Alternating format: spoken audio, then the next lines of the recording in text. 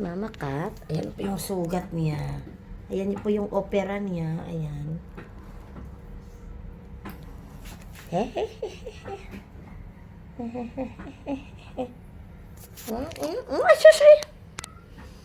Malaya po siya dito sa kwarto. Pinakawalan ko po siya.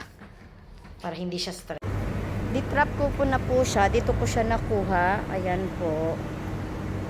Dito ko po siya nakuha.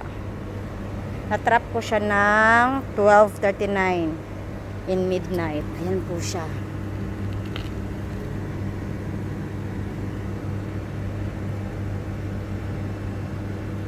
Pinakain ko muna siya sa loob. Para mamaya, wala na. Kasi hindi ko siya matrap pag hindi ko siya pakainin.